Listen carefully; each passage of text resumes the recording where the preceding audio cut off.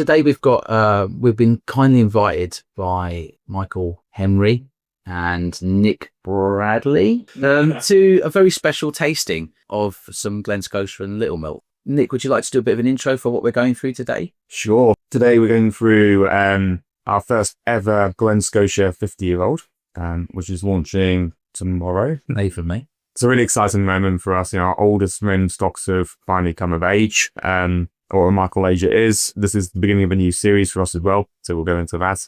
And from a Little Milk perspective, to shift gear entirely, we're tasting some of the last precious drops from Scotland's oldest licensed distillery, and it's our lost distillery as well. We've got very few vintages of Little Milk left in existence, and we're going to be tasting our way through some of those today.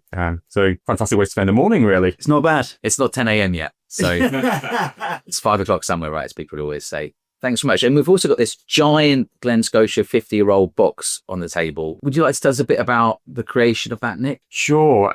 So I guess there's a backstory on the concept for it, if you like, first, because as we were in Glen, Scotia, these casks at this age have gone through so many different distillery teams and so many different hands. You sort of find yourself thinking about what the constant's been over its time as well. And Campbelltown, where Glen Scotia hails from, has an influence as a environment, as a terroir, call it what you will, in shaping these casks as well. So sort of alongside human hands, it is a sculpture in itself, if that's not too poetic. So we found ourselves focusing on, well, what are the elements of Campbelltown that shape our whiskey also. We're going to describe this badly for those at home who can't see the box, obviously, but what we stumbled across was this lovely kind of Celtic five-fold nut. And the philosophy, if you like, behind this is that earth, water, fire, and air come together to create the fifth knot at the center of this, which is the spirit, which is just lovely from a whiskey made from parallel perspective as well. And some of these things sort of shape the spirit of our whiskey. The spirit of Campbelltown in this community is really what's held Glen Scotia together all these years. So all of that is a long way of saying what we wanted to focus on was this idea of the elements of Campbelltown. This is release number 1, which is air. And why we've chosen air first will become apparent shortly, but we probably started with the most abstract element to begin with first. But a challenge, of course, with this is how do you bring to life the elements for somebody who's not in Campbelltown, not visited Campbelltown, hasn't had that first-hand experience. And this is where Gina Parr, our collaborator and artist, has been a really great help for us on this. And the backstory in that is because Campbelltown has been such a source of inspiration to so many artists over its incredible history, and it's produced its fair share as well. An artist collaboration just felt like the right fit for this. Gina Parr has a wonderful way of creating art that depicts open spaces, and that's exactly what she's done here. So we took her to Campbelltown in the depths of a Scottish winter, dropped her onto our beaches, dropped her into our dunnage warehouses, with a very, very big, thick coat on. And basically what she captured for us beautifully in all the colours that are on the front of this box is that Atlantic sea breeze just wafting through open dunnage windows, the spirit vapours kind of dripping off the walls. It's just a really nice encapsulation of something that's very, very hard to describe if you've not been there and done it. So she has depicted air for us for release number 1, and that's got a very lovely tie into the whiskey, the makeup and the flavour of the whiskey as well. And as we move on to release 2, release 3, the idea is we'll focus on the different elements and the different artists will help us bring that to life as well. Yeah, it's beautiful. It looks as kind of like a marble type effect, doesn't it? It does. I wanted it to almost feel like a painting in a gallery, which is exactly what we've done there. So that's as a piece of art that she has commissioned, recommissioned them especially for ourselves. We own the original, and we've recreated that just 100 times to draw in front of each box as well. Okay, that's very cool. And how many bottles are there of this 50-year-old? 100 bottles worldwide. Okay, 100 bottles. Okay, so 100 bits of art, 100 bottles. You got it. Excellent. Thanks very much. Thanks for taking us through that. Are you going to talk us a bit through the liquid, Michael? I can do. So when we talk about Glen Scotia and kind of any release, and we talk about the signature character of Glen Scotia, and for me, the first part of that is the kind of maritime, kind of salty element to it, and the others being the kind of full body mouthfeel and like an overripe fruit. Kind of the sea spray kind of element was what we kind of chose to work with for this release. Because what can I have in my head is, when I smell Glen Scotia 50, it's like take me back to seafront of Campbelltown, and it's kind of being hitting, depending on what time of year you go, being hitting the face with that sea breeze or kind of gale force wind. So it's that kind of element of taking you back to kind of the seafront of Campbelltown and just getting hit with that kind of sea spray maritime element. And that's what would be the kind of this first 50-year-old on. It's really kind of showcasing that sea maritime element of the Glen Scotia character. So for that, we've used it's distilled 1973. It was 23rd of December. It was matured in refill American oak. It was in the refill American oak up until 2011. And 2011 I recast it into first fill bourbon. So it had a nice background honey note with the refill American oak.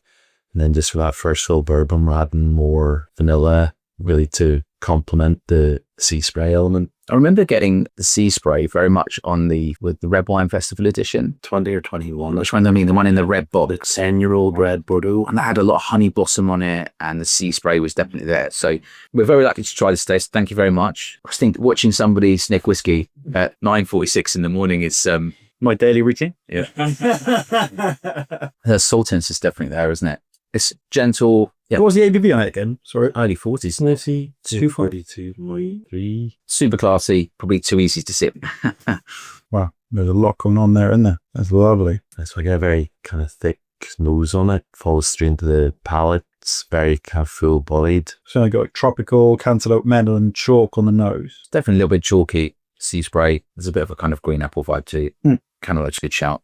Yeah. Gives the other clip of you shouting cancel it. Yeah. We did a tastings at some time. I can't remember who it was with. Almost every whiskey had cantaloupe in it. Phases. Mine's strawberry laces at the moment. Yeah. That's all I smell is strawberry laces and stuff. And I'm like, he's taking the piss. And I'm like, oh God, just stop saying it. Yeah, beautiful. Really, really good. I mean, obviously, ideally you'd sit with it for 2 hours, right? So, but it's wonderful to get the chance to try it. Oh no, cantaloupes. In 2011, I've added several casks together and recast them to bourbon, and this is one of those casks. This was just from one of the casks I've had. It's not oaky at all, is it? No. That's what I love about it. It stayed quite fresh and vibrant, despite the remarkable age of it. You can never say there's no wood in whiskey, but it's really minimal. Because a lot of concern sometimes with older whiskies is people say they're over oaked. Absolutely not the case. How did you manage that? Being kind of fortunate with the older stock we have across the 3 distilleries, that a lot of it's been in kind of refill or tired wood, which maybe isn't what you'd want at younger ages, but by the time you get above 30, you're really keeping that distillery character there, keeping the spirit and individual flavors there. And if you put it into first fill bourbon and left it not, very different story. Yeah. But because we've had these casks that have been in refill wood, there's really been a minimal wood influence on them, so that works for the kind of time they've been in the cask. Do you think there would have been any intention at the time of doing that, or is it just sheer potluck? Sheer potluck. Well, a lot of the older Cheap on barrels. They were cheap from barrels at the time, weren't they? A lot of the older whiskey was in refill.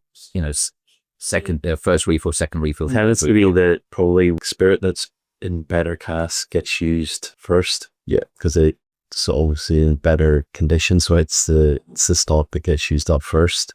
It tends to be the stock that's in kind of refill wood. It's maybe not reached that point where it can be used at younger ages. Yeah. So then it does get left, and that's just the way distilleries operate. You use your kind of best stock at the time. Yeah. If you look at the kind of history of Glen Scotia, between that 50-year-old being distilled and it being bottled, the distillery was closed twice. When it's distilled, there's no plans. If you look at businesses, the 3-year, or companies have a 3-year business plan, 5-year business plan, maybe a 10-year business plan.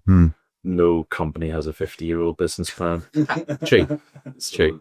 Are you doing that now, though? Are you looking at sort of like legacy, again, looking for decent old barrels or tired barrels that you can sort of So we've taken our learning from these releases. So we're doing kind of 2 things. We're taking a spirit at higher strength. So we're filling at 70-75%. And we're filling into third fill PX, second fill, third fill Oloroso, refill bourbon to give us that kind of range of wood.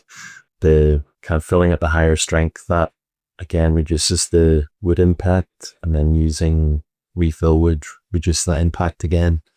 So we're doing maybe 1 filling a year, shove Loch Lomond and Glen Scotia into that type of wood at higher strength to give us just no plans that this is a cask 52 is going to be a 50-year-old in 20. Yes, there you go. 2072.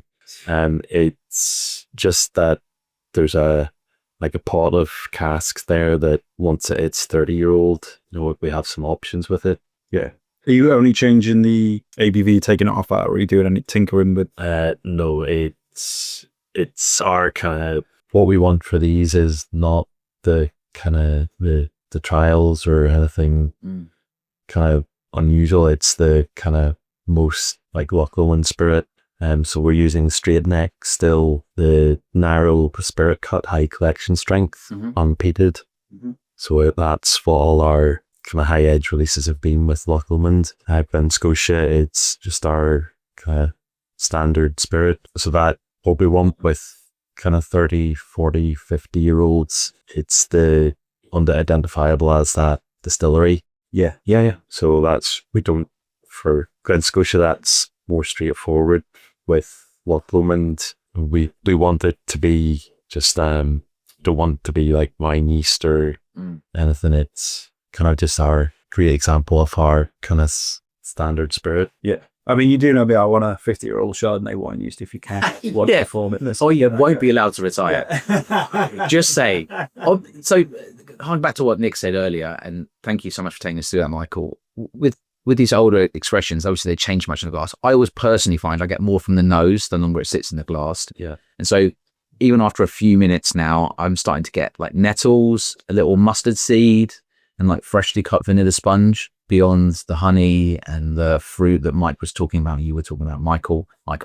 And yeah, it's already changing. So that's even with sort of 15 minutes in the glass. I'm sure if we're sitting here for an hour or more, that it would just keep changing and changing and changing. So yeah, very beautiful. It's always a joy to sit with some of the older whiskies that like this one and not oaky, because that's what you hear a lot of people say, it's going to be really oaky. Whiskies that aren't oaky, that are older, where it just keeps changing on the palate, changing on the nose. Yeah. We've heard a bit about it, but how excited are you all about this milestone release, 50-year-old? Oh God, I mean, this has been something, front of our minds, front of conversations for years, not months now. We know we've been working our way towards this. We've been waiting for our old stocks to come of age. Michael's had a direction for a liquid plan for it for some time. And of course, the presentation on this packaging, it's taken time to work with as well, finding the right suppliers, finding the right artists for this as well. Every last detail, every hinge, every leather stitching on the presentation is just incredibly carefully considered because it deserves to be. Yeah. So all of that takes time. So this has been a long-term project for us. On the liquid side, I think what I'm most excited about for this is, and again, it's completely chaos to Michael because it's his plan, it's laid out, but I'm just really glad for this first one. We've started with that American oak maturation only, and so with the refill and Festival bourbon, just to see what distillery character has done at 50 years old, picking supportive cask influence rather than a more influential one, just to see how that character has developed over 50 years. What I really, really love about that is your points. Doesn't seem to matter if you're tasting a young 10-year-old festival edition or 50-year-old Glen Scotia, that maritime element, that sort of DNA of Campbelltown is still ever present in this. And I love that about that. So this is a way that it's been shaped over 50 years, but it's still so much part of the DNA of it. Absolutely. 100 bottles, 100 bottles and boxes out there. For the distillery itself, if you look at the last 100 years, look at what happened in like the 1920s, 1930s, the distilleries barely made it through that time. And then it's changed hands, don't know how many times it's changed hands in that period. Since 1970s, it was closed from the 1980s, closed again in the 1990s. It's lucky that distilleries made it through. Yeah. So to be sitting here now with a 50-year-old, that's it. Just Glen Scotia's on a much more kind of solid upward path. So to have what it means for the distillery after what it's been through, I think that's important for us all. Yeah, just needed the right team, I think, mate. Yeah, be honest. Pull it through. I mean, we both enjoy drinking Glen Scotia. Terrific product. Yeah. And you're right. It's incredible that it's made it to this point. There only being 3 distilleries in Campbelltown of present, and Glen Scotia managing to survive that and yet get into this 50-year-old expression.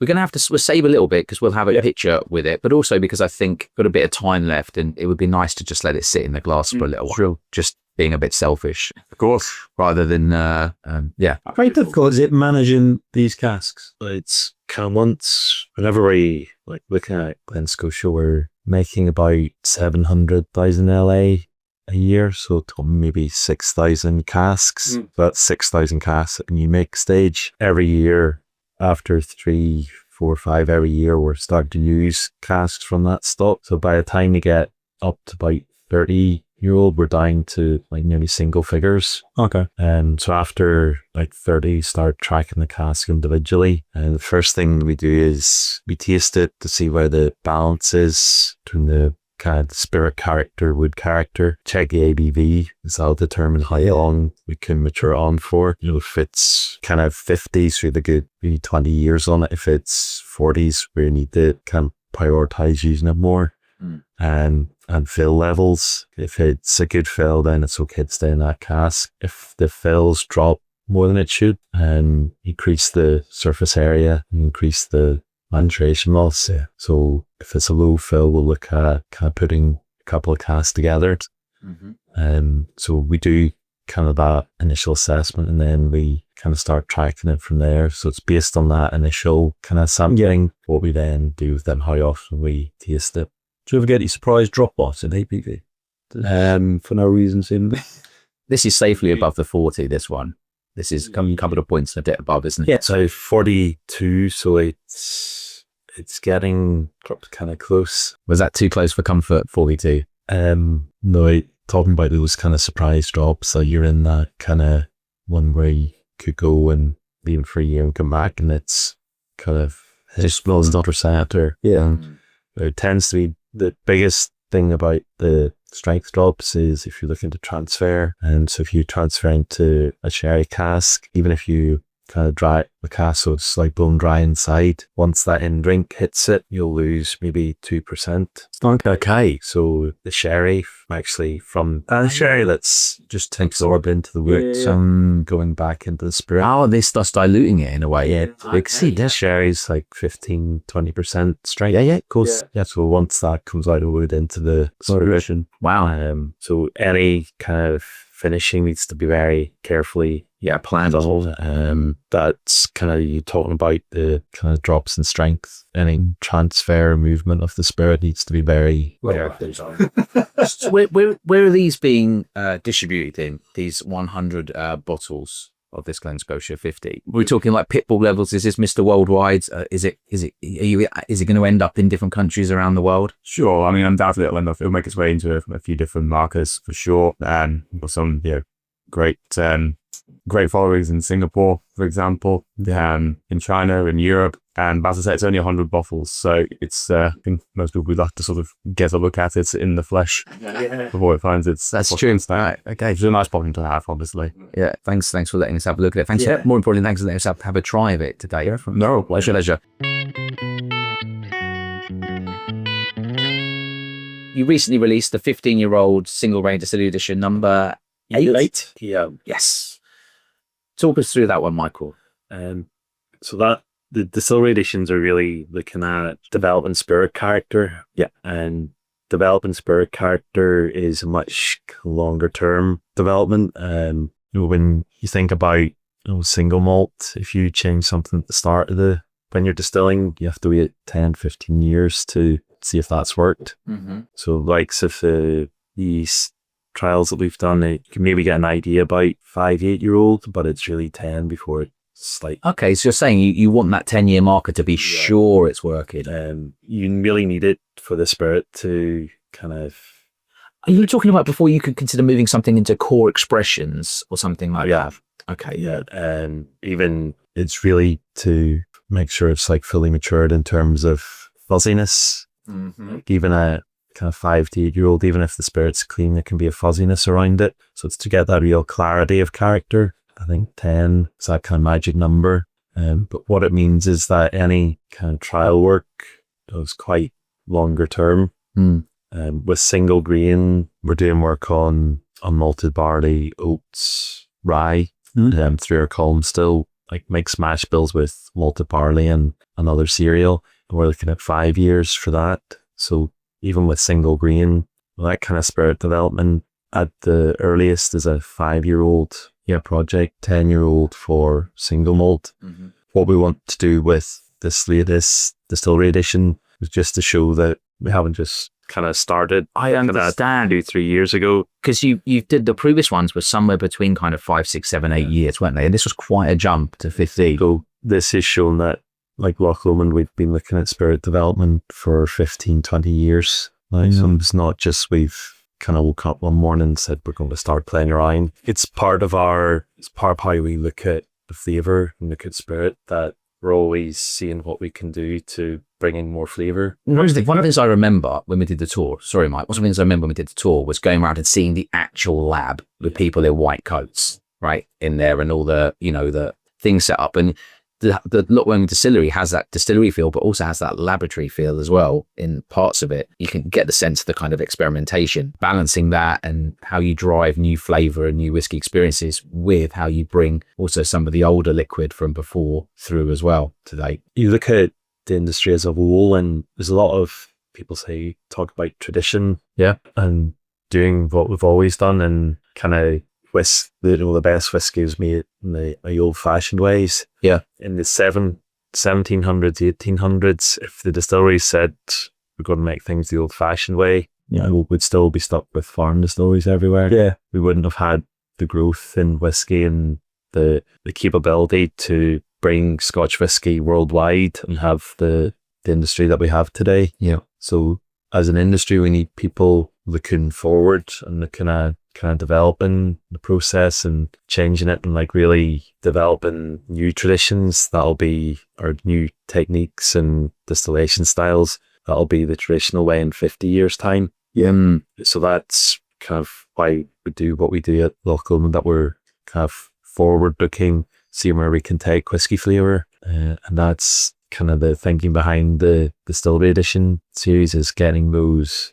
kind of trials and spirit work out there and getting people to start talking about them. Yeah. And we put it out for £55 as well, which has to be said, like, is excellent value for a 15-year-old really single malt. Yeah. And that's something with what you said there about getting people drinking, and that's kind of our goal with these, and want them priced that people can crack them open without any kind of pang of guilt. So it's like, crack the one open and don't worry about getting everyone in the series or everyone, but just whenever you want one, grab one. Yeah. Can I just say, I'm so happy to hear you say, because like that sense of relief there. I think I've had 4 of them. I haven't had everyone, but I've had 4 of them. I've definitely tried more than 4. And some of them I had 2 bottles because when you panic. And so I looked in the cupboard and I thought, do you know what? £55, I'll give it a week. And it's sold out. So it's sold out. I'm ready. But as you say, The thing is, it's to get people to try it, right? It'll be something. Something else coming along. Yeah. And also, hopefully it means that somebody else got to try that distillery edition and experience experimentation. Yeah, hopefully Brian didn't buy them all. It's very, very good summer whiskey. I mean, look, it's good whiskey all year round, but I have to say the fruitiness that you impart into of those distillery editions makes them perfect for spring and summer. Yeah. I mean, And that is, I think I've upset Brian because I did my sequence. He's expecting a Chardonnay Weiss or something. So don't worry, Brian's going to be maximum upset just by the fact that we are with you today. Yeah. Trying this lovely liquid. So you mentioned oats, Brian. and I've asked you about that before. How's that progressed? it's coming on quite nicely. It's bringing a real creaminess to it, but then like an icing sugar sweetness. Okay. So it's still kind of 2.5 maybe. Unmalted barley trials hit 3-year-old in December. And so we're looking at we're thinking about using that for next year. Yeah. Onward at some point. Is that going to be, are you looking at sort of going to be doing another blend potentially with those? Yeah, that's a possibility that we'll use like those grains for combining with single malts or combining with each other. And again, Scotch whiskey, the traditional approach to blending is that you get your flavour from the single malt, and then you use a lighter flavoured grain to kind of almost soften the character of the single malt. Yeah. With the blends that we're doing for the Distillery Edition series, it's not about softening any flavours, it's about bringing as much flavour as we can. So we're using grains where the starting point of the grain isn't to give something light that can be used to dilute flavour, it's to give something characterful that can maximise flavour. Yeah. blending, having them as standalone spirits is important, but there's also thinking that we'll be able to use them as a component for blending. Yeah. Oh, okay. I mean, it's been a very successful series so far. The first 8 editions, it seems, been received very well. Obviously, small batches, so all getting drunk from what I see. So that's the point, isn't it? You know, they're absolutely getting opened, perhaps more than a lot of other series that you see generally in the whiskey market. So the goal is being achieved, I think. You got signed off from Duncan. Just a bit of affirmation there in case you needed it, Marshall. No, that's why we're doing it. So it's good to kind of know that's kind of hitting home and people are kind of thinking what I'm thinking in. You know, I took one of the distillery editions. I think it was number 6 or 7 to when I went to see my parents, who they don't have a whiskey. Was it nice? Yeah, it was nice. It was their favourite of the 3 that I took. I think it was Speyburn 18 and I don't know, something else. But yeah, it was everyone's favourite, you know, and very fruity. And typically people would say, I want a sherried whiskey or whatever. Just goes to show they both thought it was really fruity, really enjoyed it. And they wouldn't usually drink higher ABV whiskies and they didn't really notice. So as in, you know, they didn't say, oh, that's strong. So just goes to show maybe a crossover dram.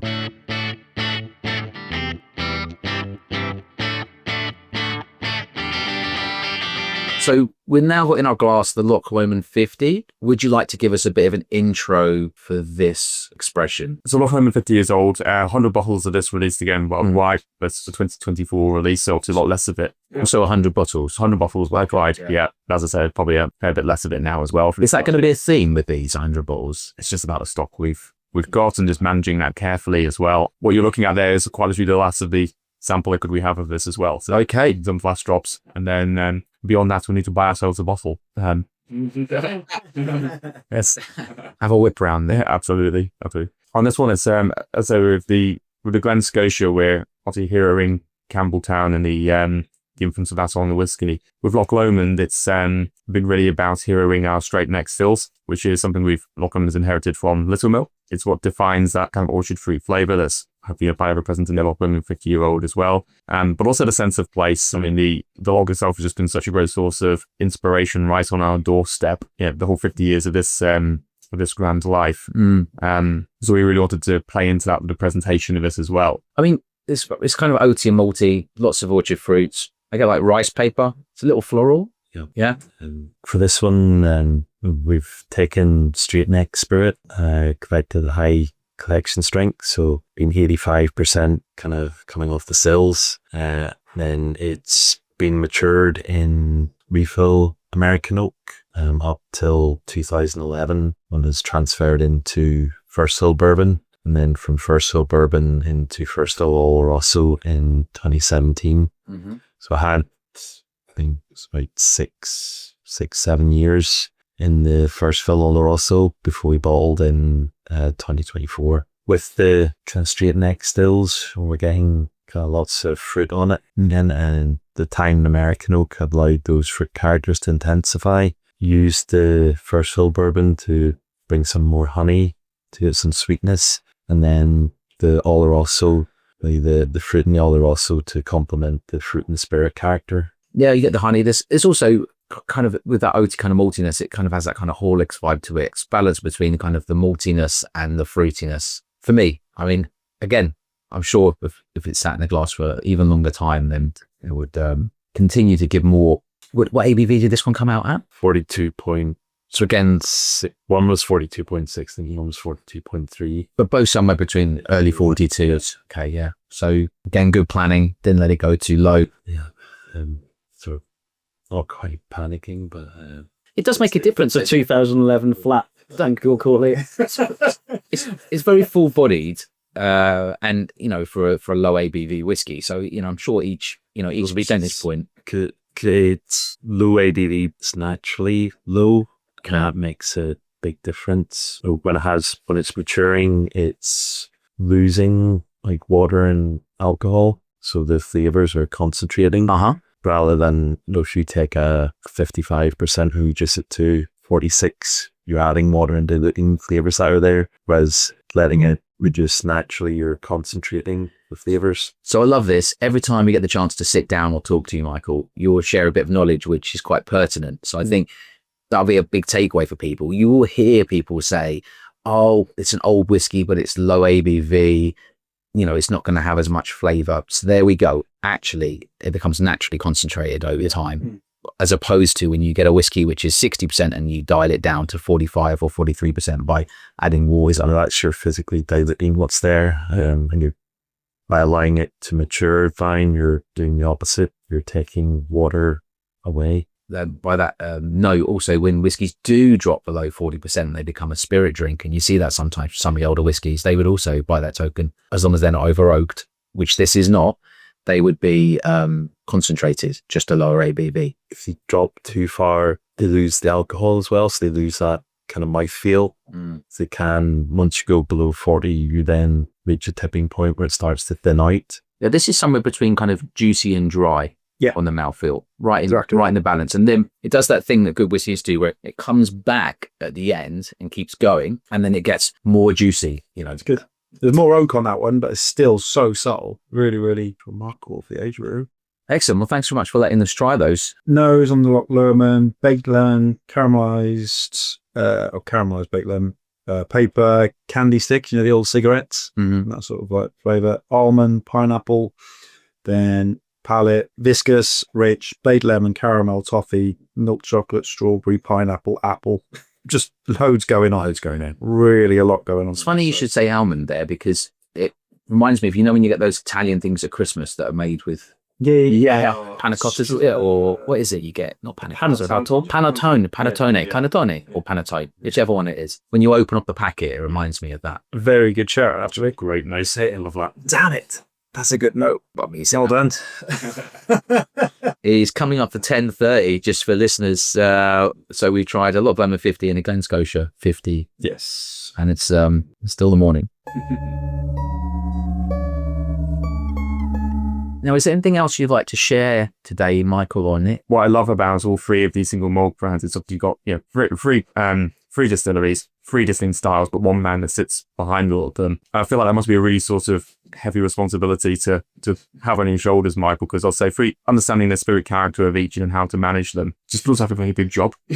I think Michael's Up to more worried about whether the coaching on the rugby coach on the weekend's going to go okay. It's probably more stressful. Well, it's been a great weekend. The boys won the West Scotland P5s. Oh, it's excellent. They were just delighted with it.